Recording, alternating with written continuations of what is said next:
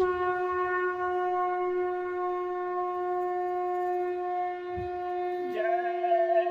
गुरुदेव। जय गुरुदेव।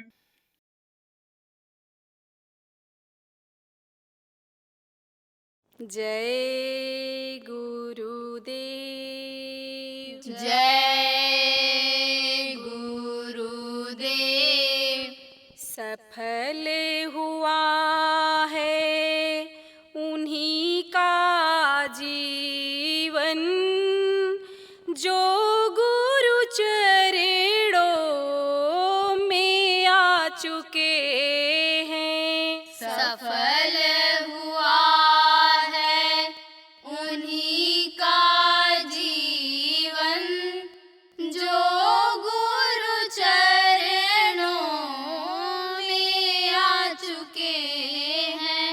उन्हीं की पूजा हुई है पूर्ण जो गुरु चरणों में आ चुके हैं। उन्हीं की पूजा हुई है पूर्ण जो गुरु चरणों में आ चुके हैं।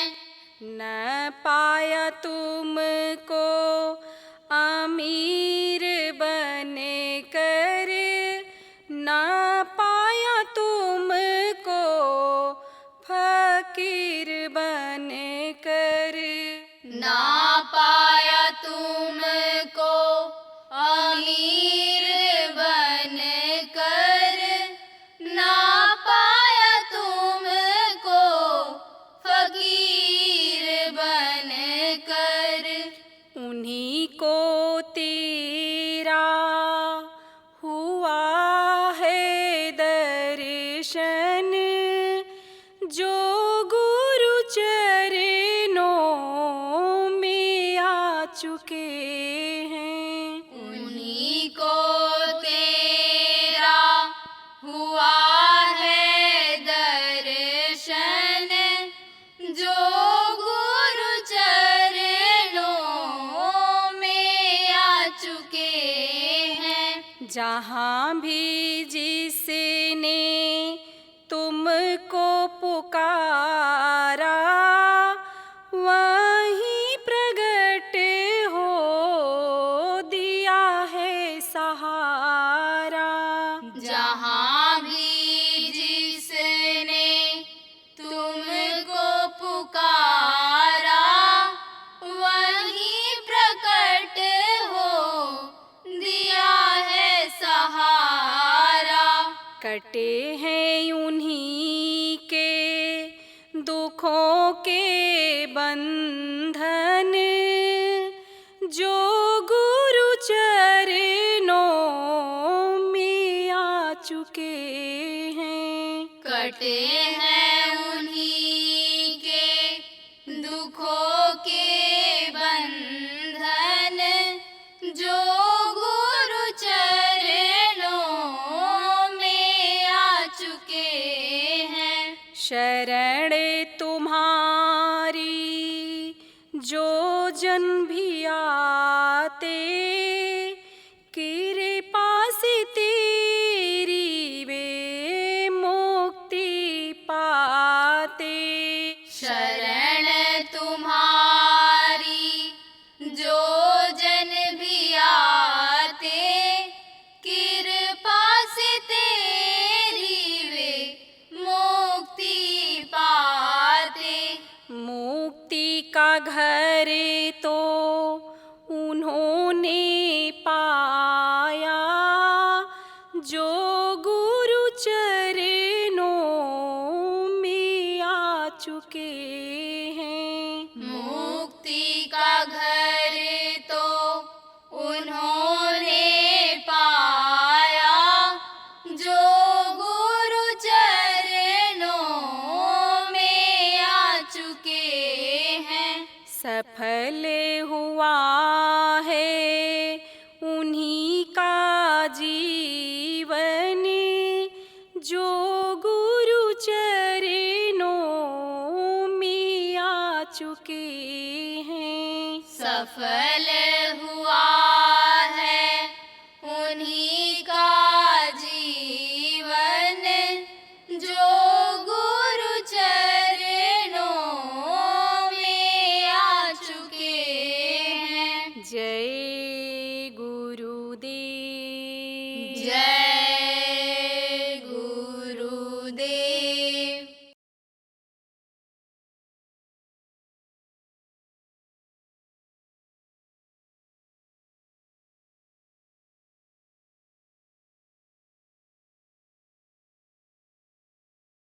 जो गुरु ने नाम दिया, गुरु ने मोहि दीनी अजब जड़ी, गुरु ने जो नाम दिया, जो ये 5 नाम गुरु मुख से मिला, इसको हमेशा याद करते रहो, सुमिरन करते रहो, इनका ध्यान लगाओ। जब सुमिरन करो तो ये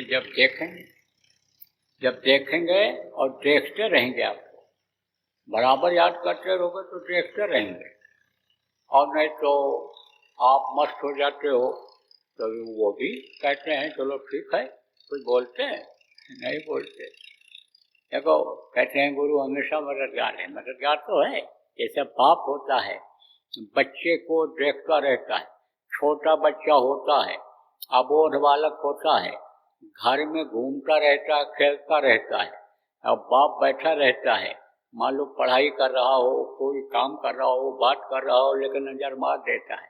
किस पर नजर मार देता है? बच्चे पर, कि कहीं यह फंस न जाए, कहीं कोई चीज उठा ले, एक ऐसी चीज की जिससे यानी इसके हाथ में चुभ जाए, कहीं कोई फंस न जाए पैर इसका, कि कहीं नीचे गिर जाए, बराबर देखता रहता है। लेकिन आप ये समझो कब, कि जब बच्चा भी पिता से प्रेम करता है। अब जब बच्चा देखेगा, किसको देखेगा? पिता को। तो पापा पापा, पिताजी पिताजी, जो भी कहता होगा घर में, जो भी चलन होगा पिताजी को कहने का, वो उस तरह से देख करके वो दौड़ता है। और अगर वो न दौड़े तो वो खेलते हुए बच्चे को बाप नहीं उठाता है। ऐसे ही गुरु जीवों को तो अपना लेते हैं, देखते संभाल करते रहते हैं, लेकिन जब वो उनकी तरफ बढ़ता है, हाँ, तो वो गोदी में उठा लेते हैं। मान लो बच्चा खेल रहा है और कहीं चारपाई के नीचे चला गया, अब उसको तो मालूम नहीं है कि इससे नीचे करके इसमें से निकलना है, और खड़ा होने लग गया और चारपाई फंस गया ऐसे, तो बाप निकालेगा नहीं निकालेगा दौड़ करके। ऐसे ही जब कहीं फंसते हैं तब तो निकालते हैं, नहीं बाकी वो छोड़ देते हैं। और बराबर अगर याद करते हैं तो वो निकाल करके लेकर के चले जाते हैं। उपाय बता देते हैं कि कोशिश करो, इस उपाय को करते रहोगे तो तुमको याद आती रहेगी। किसकी याद आती रहेगी? गुरु की याद आती रहेगी, प्रभु की याद आती रहेगी, और मौत याद आती रहेगी। नहीं तो मौत को ही इंसान भूल जाता है। मौत तो सबकी आनी आनी है, ये तो लोग भूल जा रहे हैं कि 21,600 श्वास की पूंजी 24 घंटे में स्वस्थ आदमी सरल भाव में कमाए खाए तो उसकी खर्च हो जाती है। और अगर इसको बुरे कर्मों में शरीर को बराबर लगाए रहेगा तो ज्यादा खर्च हो जाएगा। बैठे 12, चले 18, सोवे से 36, रति क्रिया से दूनी हो गई, कह गए कब? जगदीश। बैठने में कम खर्चा होता है, चलने में ज्यादा होता है, और सोने में और ज्यादा श्वास खर्चा होता है। और आप पे समझो भोग में अगर बिताओ, अगर आप समझो यानी रथ क्रिया करें तो उसी का चौगुना हो जाता है, बैठने का चौगुना हो जाता है। लेकिन सब काम करें, सोवे भी, चले भी, बैठे भी, बच्चा पैदा करने का भी काम कर ले, तो सब मिला करके यानी अगर जोड़ा जाएगा तो 21,600 का ही अनुपात आएगा। और 96 करोड़ सांसों की पूंजी हर किसी इंसान मानव को मिलती है। जैसे ही खर्च होती है वैसे ये शरीर धड़ाम से गिर जाता है। मौत को कोई रोक सकता है? मौत को आज तक कोई नहीं रोक पाया। और वो जैसे श्वास खत्म होने लगते हैं तैसे उसका सिग्नल मिलने लग जाता है। सिग्नल कैसे मिलता है? थोड़ा बहुत श्वास जैसे रह जाता है, तैसे आत्मा को पता चल जाता है। उस समय पर ये नीचे का झुकाव खत्म हो जाता है, नीचे का इस पर यानी समझो देखने का यह सिस्टम कमजोर पड़ जाता है। अभी तो जीवात्मा इधर मन के साथ नीचे ही देख रही है, ऊपर की तरफ ये देख ही नहीं रही है। अपने प्रभु को भूल गई, अपने देश को भूल गई, जहाँ पर ये जीवात्मा थी। पहली बात जो आए वो बता दें जीवात्मा क्या होती है। जीवात्मा इस शरीर को चलाती है, और इस शरीर में माँ के पेट में जब 5 महीने 10 दिन का बच्चा हो जाता है तब डाल दी जाती है। कहाँ पर डाली जाती है, कहाँ पर बैठाई जाती है, इन्हीं दोनों आँखों के बीच में। और बराबर तब से जब तक मृत्यु नहीं होती है, मर नहीं जाता है आदमी, तब तक ये जीवात्मा यहाँ पर रहती है। जीवात्मा उसी हालत में रही, वो न छोटी होगी न बड़ी होगी। जैसे ये आँखें होती हैं, आँख छोटी बड़ी नहीं होती है, उसका आकार जो है वो उतना ही रहता है। कौन सा ये भले बड़ा हो जाए, आपका पुतली बढ़ जाए, ये नीचे का हो जाए, लेकिन वो जो देखने वाला सुराख है इस आँख का, वो उतना ही बड़ा रहता है। चाहे बुढ़ा हो, चाहे जवान हो, चाहे बच्चा हो, वो देखने वाला सुराख उतना ही बड़ा रहेगा। ऐसे ही ये जीवात्मा न छोटी होती है, न बड़ी होती है, न ये घिसती है, न बुद्धि होती है, ये वैसे वैसे रहती है। शरीर चाहे बच्चे का हो, चाहे जवान का हो, चाहे बुढ़े का हो, ये जीवात्मा उतनी ही आकार की छोटी सी ये यहाँ पर रहती है, लेकिन पावर बहुत होता है। जैसे लोहा आप एक यानी समझ लो ट्राली, एक ट्रक इकट्ठा कर लो, और सोना इकट्ठा करो आप, और हीरा ले आओ, तो सोना और लोहा से ज़्यादा कीमत हीरे की हो। हीरा छोटा ही होता है, तो हीरा तो 2-2 करोड़ रुपए का, 4-4 करोड़ रुपए का हीरा, 20-20 करोड़ रुपए का हीरा बिक जाता है। और 20 करोड़ का लोहा आप ये समझो कि 1 किलोमीटर में डालोगे तब बिकेगा, लाओगे जब तब बिकेगा। तो ऐसे ही यानी कीमत है तो छोटी है, लेकिन कीमत इसके ज़्यादा है। क्यों? क्योंकि यही शरीर को चलाती है, और सारे अंगों में इसका असर है। सारे अंग में यह अपना असर डाले हुए है, यहीं पर बैठी हुई है जीवात्मा। अब इस शरीर का सिस्टम ऐसा है, इसमें कोष हैं, इसमें आप ये समझो कि नाड़ियाँ हैं, और इसमें नसें हैं, और इसमें ये चक्र हैं, ये और इसमें प्राण हैं 10 प्रकार के। ये शरीर इस तरह से चलता है, बनता है, तैयार होता है। ताना बाना जिसको कहा कबीर साहब, ताना बाना से ये बना हुआ है। अब इन्हीं के जरिए जीवात्मा की ताकत सब जगह पहुंचती है, जैसे प्राणों के जरिए पहुंचती है। तो प्राण समझो, मुख्य प्राण यहाँ पर है, गले में है, यहाँ आँख पर है, ये सब प्राण हैं 10 प्रकार के हैं। आप ये समझो नाभि में है, और जहाँ से मल और मूत्र निकलता है, जिसको गुदा कहते हैं, गुदा चक्र कहते हैं, वहाँ भी प्राण है। तो प्राण ताकत लेते हैं, किससे लेते हैं? जीवात्मा से लेते हैं, और उससे यह प्राण चलते हैं, और जीवात्मा से ताकत लेते हैं। आप ये समझो, और चलते किससे हैं?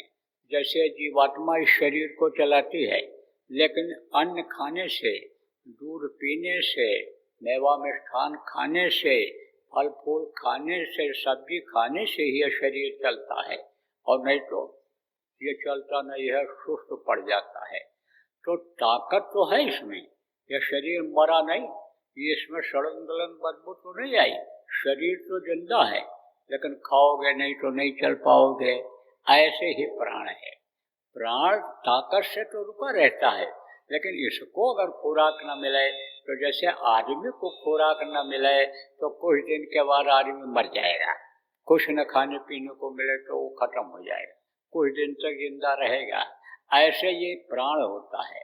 देखो, प्राण जिंदा रहता है, प्राण में ताकत रहती है, लेकिन हवा जब नहीं मिलती है तब देखो सांस लेने में तकलीफ होने लगती है, मन घबराने लग जाता है, प्राणों की ताकत कम हो जाती है। तो प्राण को ताकत किससे मिलती है? प्राण को ताकत जीवात्मा से मिलती है, और ये प्राण अपना काम करते रहते हैं। और जीवात्मा की जो ताकत है उसी से यह शरीर पूरा चलता है। तो उसकी जो ये अक्ष है, जो ताकत है, वो पैर के अंगूठे तक आती है, लेकिन सीधी नहीं आती है, सिस्टम से आती है। ये जो नसें जुड़ी हुई हैं अंगूठे से, ये जो नाड़ियाँ शरीर के अंदर हैं, इनके द्वारा ताकत आती है। ये जो घुटने मुड़ते हैं और ये जो पैर चलता है, ये किसके ताकत से चलता है? ये जो गुदा चक्र पर उसकी ताकत आती है, जहाँ से ये पैर जुड़ा हुआ है अंदर में, उससे ये शरीर पैर चलता है। अब आपको संक्षेप में ये बता दिया। अब बता दें आपको कि जब जीवात्मा का निकलने का समय आता है, जिसको मृत्यु कहते हैं, तो जब मृत्यु का समय आता है तब कैसे इसका सिमटाव होता है, ये आपको बता देते हैं। देखो, जैसे थोड़ा श्वास रह जाएगा, उसी समय इसको आभास हो जाता है कि अब हमारा समय पूरा हो रहा है। जैसे बुढ़ापा आने लगती है, झुर्रियाँ पड़ने लगती हैं, बाल पकने लगते हैं और ये पत्ते झड़ने लग जाते हैं। पत्ते किसको कहते हैं? पत्ते ये दांत। आप समझो कि आँख कमजोर हो गई, समझो पत्ता झड़ रहा है, दांत निकल रहा है, बाल देखो यानी झड़ जाते हैं एकदम से, थोड़ा बहुत कहीं रह जाता है, बाकी एकदम से गिरने लग जाते हैं। तो अंग जब कमजोर पड़े तो पता चला कि अब बुढ़ापा आ गई। अब देखो, जैसे आम का फल इस समय लगा हुआ है, जब वो लगता है फल छोटा रहता है, बड़ा होता है, हरा रहता है, लेकिन जब नीचे गिरने का समय आता है तो वही पीला पड़ जाता है। अब पीला पड़ने लगा, पीला पड़ते पड़ते बस समझ लो कि नीचे टपक पड़ता है।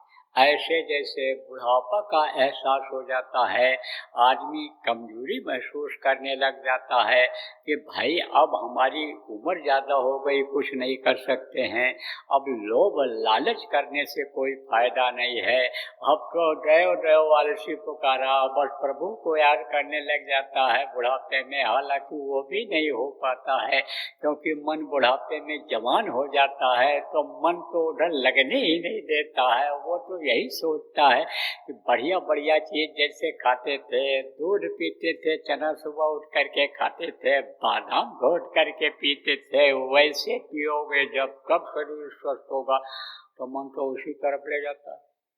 लेकिन जब जवान थे, कसरत करते थे, तो बादाम पीते थे, तो दौड़ लगाते थे, तो ये घुटने जाम नहीं होते थे। अब पी लेते हैं बुढ़ापे में तो घुटने ही जाम हो जाते हैं, चलने फिरने में दिक्कत हो जाती है, गठिया रोग हो जाता है।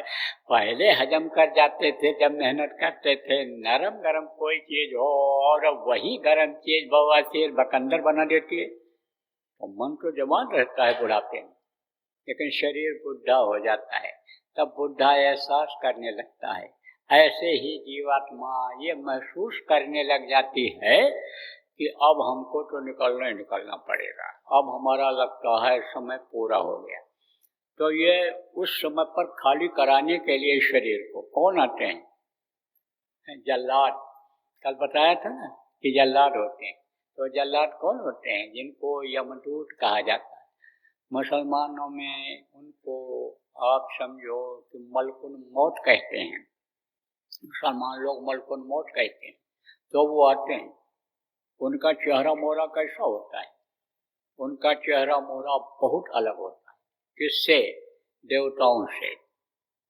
देवता भी उसी शरीर में रहते हैं, जैसे हम आप पंचभौतिक शरीर में 5 तत्वों का ये शरीर है, जल पृथ्वी अग्नि वायु और आकाश का, जितने भी मनुष्य इस दुनिया में हैं सब 5 तत्वों के ही शरीर में हैं। और ऊपर के जो ये लोग हैं उसमें भी समझो आपकी निचले स्तर के लोग हैं, जैसे यहाँ जेल खाना है, आप ये समझो यहाँ पर उधर अंडमान निकोबार में भेज दिए गए, बोले काला पानी हो गया, इनको देश से निकाला कर दिया गया, उनकी आबादी अलग हो गई, इधर की आबादी अलग हो गई। ऐसे ही अंडलोक में भी हैं, अंडलोक में भी हैं। आप ये समझो यमराज का लोक अलग है आप समझो कि इंद्र का अलग है और इंद्र राजा है, देवताओं का अलग उनका राज है, और ये आप वरुण अलग हैं, और ये सब जो देवता हैं ये सब अलग अलग हैं। और इनके जो है एक तरह से जैसे यहाँ राजा अलग अलग हैं, जैसे यहाँ प्रधानमंत्री इस धरती पर और समझो आपके राष्ट्रपति अलग अलग हैं देशों के, ऐसे वहाँ भी। तो अब आप देखो कि कहीं चेहरे मोहरे ऐसे होते हैं कि जहाँ अच्छे होते हैं, और कहीं के लोग मनुष्य होते हुए ही लेकिन मनुष्य जैसा चेहरा वाले नहीं होते हैं। आप समझो कि किसी के नाक उठी हुई, किसी की नाक दबी हुई, किसी की आँखें छोटी, किसी का ओंठ निकला हुआ, किसी के दांत निकले हुए, ये जैसे यहाँ मनुष्य होते हैं ऐसे वहाँ भी होते हैं, उनमें भी होते हैं। तो देव लोक के तो वो सुंदर होते हैं, वो उसी शरीर में होते हैं, अन्य लोक में ही होते हैं, लेकिन वो सब सुंदर शरीर वाले होते हैं, विरुद्ध शरीर वाले होते हैं। लेकिन ये जो होते हैं यमलोक के जो ये जीव होते हैं, यमराज के यहाँ के जो होते हैं, वो तो बड़े भयंकर होते हैं। यमराज तो सुंदर है वो देखने में बहुत भोले भाले लगते हैं, लेकिन सजा देने में भोले नहीं हैं, बहुत शक्ति करते हैं। जैसे कहते हैं मन में राम बगल में छुरी, मुंह से तो बोलते रहते हैं लेकिन कपट का खजाना भरा हुआ रहता है, धोखे का खजाना भरा हुआ रहता है। बहुत से लोग टट्टी का चंदन लगा लेते, दाढ़ी बाल बढ़ा लेते, बाल मुड़वा देते, कपड़ा बदल देते हैं, महात्मा है, लेकिन अंदर में क्या है ये पता चलता है। वो तो जब अंदर का विचार उनके आता है, जब उनके हाथ पैर की जो गतिविधियां हैं उसका कोई अध्ययन करता है, तब पता चलता है कि ये साधु हैं, ये स्वादु हैं, तब पता चलता है। ऐसे ही आपके समझो देखने में तो वो ठीक है, लेकिन सजा देने में संकोच नहीं करते। जो जस करे सो तस फल चाखा, जो जैसा करता है उसको वैसा सजा देते हैं। कहा कि यानी नरक जात फिर क्यों पछताता। आप तो समझो जस करनी तस भोगो ताता, जैसा करनी जो करता है उसको वैसे ही नरकों में वो सजा देते हैं। तो यमदूत आते हैं, बहुत भयंकर होते हैं, लंबे मुँह वाले हो, काले कलूटे और चेहरा इस तरह का, और वैसा कपड़ा भी पहने रहते। अब तो आजकल लोग कहते हैं काला कपड़ा पहनो तो नजर नहीं लगेगी, भूत नहीं लगेगी, लेकिन समझो कि काला कपड़ा पहनने से भूत नहीं उतर सकते, नजर से कोई नहीं बच सकता है। और देखो इसमें भी धागा, इसमें भी धागा, पैर में भी काला धागा, घड़ी भी बनाए धागा, गले में भी काला धागा, कपड़ा भी धागा, सब वही पहने काले काला। वही दिल के भले काला न हो, लेकिन कपड़ा काला पहनते हैं। किस लिए पहनते हैं? नजर न लगाए। किस लिए पहनते हैं? कि भाई भूत न लगाए, भूत उतर जाए। अरे कर्मों की सजा जब मिलती है तब ये कपड़ा उपड़ा कुछ नहीं करता, काम करता है। सब कुछ होते हुए गले में जैसे जानवरों के लोग लटका देते हैं, क्या लटका देते हैं, वो ले आते हैं, सीप है, शंख है, और जो मोटी मालाएं नकली मिलती है, काले रंग की, पीले रंग की, नीले रंग की, जैसे लटकाते हैं, ऐसे बहुत से लोग लटका लेते हैं। आप ये समझो उससे कुछ नहीं होने वाला, वो और ज्यादा परेशान रहते हैं। सच पूछो तो रात को भूत उन्हीं को दबाते हैं, उन्हीं को परेशान करते हैं। भूतों को लोग खुश करके भूत को उतारते हैं, और जिस दिन भूत नाराज होता है उन्हीं का गला दबा देता है। क्यों? क्योंकि अपना स्वभाव छोड़ता है। तो आपको समझने की जरूरत है प्रेमियों कि ये जो भूत आते हैं, यमराज के दूत जो आते हैं, वो बड़े ही काले कुरूपी होते हैं और आवाज लगा देते हैं, चलो समय हो गया, खाली करो। सबको खाली करना पड़ा। जो लोग मनुष्य शरीर में आए सबको खाली करना पड़ा।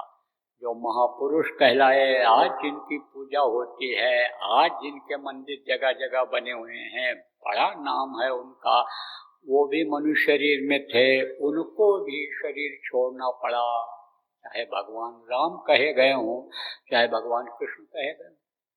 अब आप ये समझो कि कोई अगर डूब के मर जाए तो उसको क्या कहते हैं कि ये डूब करके मर गए। कोई अगर नदी में कूद करके अगर शरीर छोड़ दे तो उसको कहते हैं गुप्त हो गए थे।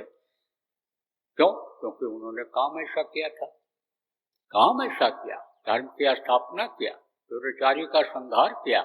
इसलिए कहते हैं कि राम भगवान यहाँ गुप्त हुए थे, चारों भैया गुप्त हुए थे शार्दूल में। ये गुप्तार घाट है, मैं कोई आलोचना नहीं करता हूँ। हमारे लिए तो राम भगवान भी पूज्य हैं, कृष्ण भगवान भी पूज्य हैं, और जो राम भगवान कृष्ण भगवान की पूजा करते हैं हम उनको भी सम्मान देते हैं, मानते हैं। हम तो सबको मानते हैं। सिया राम मैं सत्य ज्ञानी, करो प्रणाम जोर जो पानी। गोस्वामी जी महाराज ने जिन्होंने राम की व्याख्या की है, राम के बारे में बताया है, उन्होंने ही कहा है कि सब में वो राम रम रहे। कौन राम? एक राम दशरथ का बेटा, एक राम घट घट में लेटा, एक राम का सकल पसारा, एक राम सब जग से न, जो सब में रम रहे। कृष्ण में रम रहे, और राम में भी रमते रहे, कृष्ण में भी रमते रहे, और जितने भी महापुरुष आए सब में जो रमते रहे वही है राम।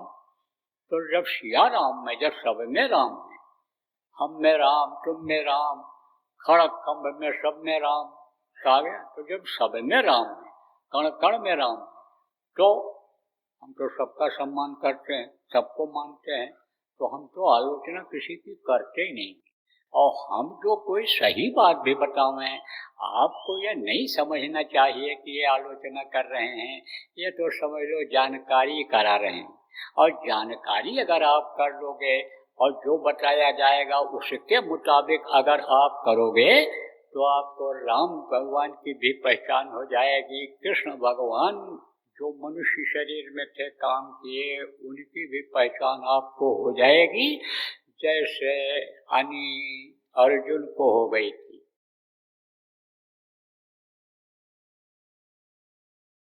अगर ध्यान नहीं दोगे आप तो आज आपको बता के जा रहा हूँ यहाँ हाथिन आने समझ लो कन्नौज जिला के इस स्थान पर, कि अगर लोग ध्यान नहीं देंगे तो कुछ समय के बाद यही नौजवान देश के 50% यानी 100 में 50 नौजवान ये पागलों जैसे दिखेंगे, नशे की आदत में पड़े दिखेंगे इधर उधर। दुर्घटनाएं बढ़ती चली जाएंगी, अकाल मृत्यु में चले जाएंगे, ये प्रेत योनियों में चले जाएंगे। पेट बड़ा होता, मुंह पतला होता है, कभी पेट ही नहीं भरता है, परेशान रहते हैं, दूसरों को भी परेशान करते रहते हैं। तो जब यही बच्चे आएंगे आपको ही लग जाएंगे प्रेत योनि में जो चले जाएंगे, तो चैन की रोटी खा पाओगे कि कुछ कर पाओगे? इसलिए ध्यान देने की जरूरत है। जय गुरुदेव। सरकारी व गैर सरकारी अनुदान के लिए बिना सत्संगियों के सहयोग द्वारा जनहित के कार्यों में लगी हुई बाबा जय गुरुदेव धर्म विकास संस्था का मुख्यालय पिंगलेश्वर रेलवे स्टेशन के सामने मक्सी रोड, उज्जैन, मध्य प्रदेश में है। यहाँ पर सत्संग व नामदान का कार्यक्रम होता रहता है। अतः आप श्रोताओं से अनुरोध है कि बाबा उमाकांत जी महाराज के आश्रम उज्जैन एक बार परिवार सहित जरूर पधारिएगा। आपके सुझाव के लिए व्हाट्सएप नंबर 9575600700। जय गुरुदेव।